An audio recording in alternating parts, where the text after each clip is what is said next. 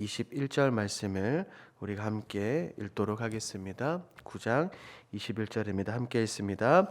사울이 대답하여 이르되 나는 이스라엘 지파의 가장 작은 지파 베냐민 사람이 아니니까 또 나의 가족은 베냐민 지파 모든 가족 중에 가장 미약하지 아니하나이까 당신이 어찌하여 내게 이같이 말씀하시나이까 하니.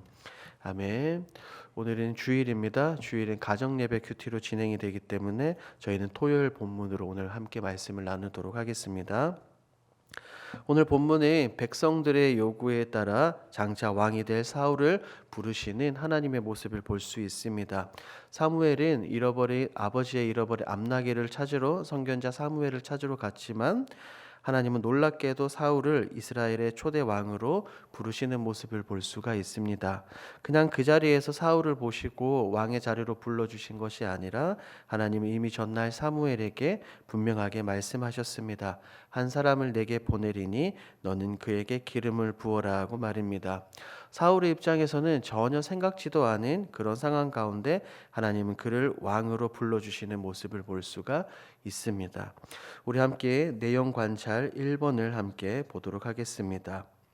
하나님께서는 사무엘에게 어떤 말씀을 전하십니까?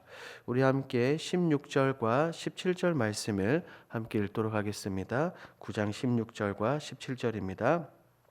내일 이맘때에 내가 베냐민 땅에서 한 사람을 내게로 보내리니 너는 그에게 기름을 부어 내 백성 이스라엘의 지도자로 삼으라. 그가 내 백성을 블레셋 사람들의 손에서 구원하리라. 내 백성의 부르짖음이 내게 상달되었으므로 내가 그들을 돌보았노라 하셨더니 사무엘이 사울을 볼 때에 여호와께서 그에게 이르시되 보라 이는 내가 내게 말한 사람이니 내 백성을 다스리라 하시니라. 아멘. 하나님은 16절에서 분명하게 말씀하셨습니다. 그가 내 백성을 블레셋 사람들의 손에서 구원하리라. 내 백성의 부르짖음이 내게 상달되었으니 내가 그들을 돌보았다라고 하나님은 말씀하셨습니다. 백성들이 블레셋으로 인해서 고통을 당하며 하나님께 부르짖을 때 하나님은 그들의 요구를, 기도 소리를, 부르짖음을 외면하지 않으셨습니다. 여전히 기도 소리를 듣고 계셨고 더욱이 블레셋에서 그들을 구원할 인물을 미리 준비해 두셨습니다. 우리는 여기서 여호와 이레의 하나님의 모습을 볼 수가 있죠. 그렇게 사울이 사무엘을 만났고 사무엘은 사울에게 호의를 베풀었습니다. 그리고 사무엘은 사울에게 장차 왕이 될 것을 시사하는 말씀을 합니다. 그것이 바로 내용 관찰 2번입니다. 2번 말씀도 질문도 함께 보도록 하겠습니다. 사울은 사무엘에게 어떤 말을 합니까? 사울의 대답이 우리가 함께 읽은 본문 21절입니다. 제가 읽도록 하겠습니다. 사울이 대답하여 이르되 나는 이스라엘 지파의 가장 작은 지파 베냐민 사람이 아니니까 또 나의 가족은 베냐민 지파 모든 가족 중에 가장 미약하지 아니하니까 당신이 어찌하여 내게 이같이 말씀하시나이까 하니. 당시 사울은 겸손한 사람이었습니다. 자신을 낮출 줄 알고 자신을 드러내고 높이지도 않았습니다. 왜 사울은 사무엘이 말할 때 21절과 같은 대답을 했을까요? 그것은 자신의 연약함을 누구보다 잘 알고 있었기 때문입니다. 여기서 우리는 3번 질문이죠. 연구와 묵상으로 넘어갈 수 있습니다. 3번 문제를 한번 보겠습니다. 사울이 연거푸 자신의 존재를 겸손하게 표현하는 이유는 무엇입니까? 성경은 사울에 대해서 소개하기를 준수한 소년이며 이스라엘 중에서 그보다 더 준수한 자가 없다라고 말합니다. 그리고 사울의 키는 모든 사람의 어깨보다 높다라고 말하죠.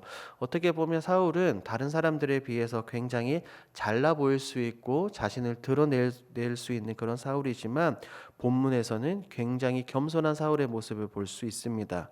더군다나 사무엘은 이제 사울에게 이렇게 말합니다. 20절 말씀 제가 읽어드리도록 하겠습니다. 사흘 전에 일은 내 암나귀들을 염려하지 말라. 찾았느니라. 온 이스라엘이 사모하는 자가 누구냐? 너와 내 아버지의 온 집이 아니냐 하는지라. 아멘.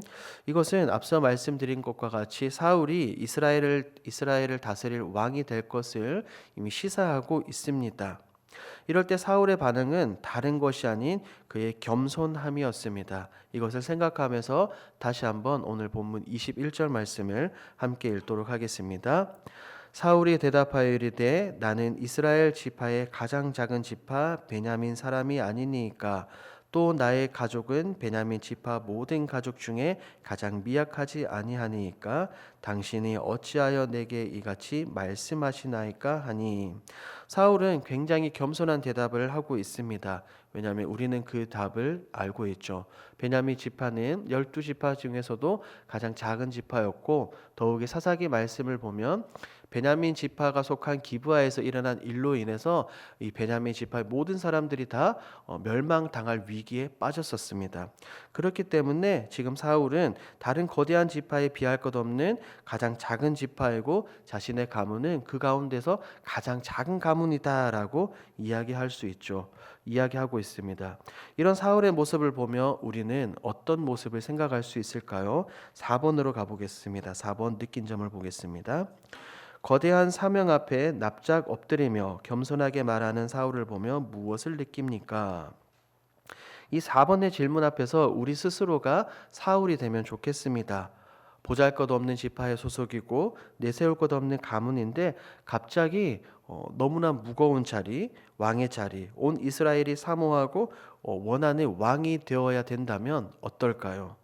갑자기 어깨가 너무나 무거워지지 않겠습니까? 물론 부담감도 있겠지만 때로는 하나님이 불러주셨다는 그 사명을 감당하는 자리에 서야 되기 때문에 영광스러움도 가지지 않을까요?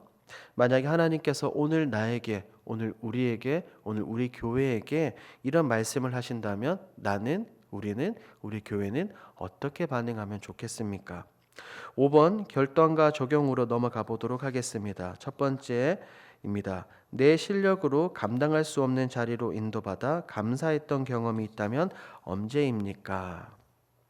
사실 우리는 이 질문과 같은 이런 것들을 우리 삶 속에서 많이 느낄 수 있습니다. 나는 너무나 부족하고 연약하고 모자라지만 하나님께서는 우리를 사명의 자리로 불러주시는 하나님의 부르심이 있습니다. 때로는 구역장으로, 권찰로, 전도회 회장으로 등등 말입니다.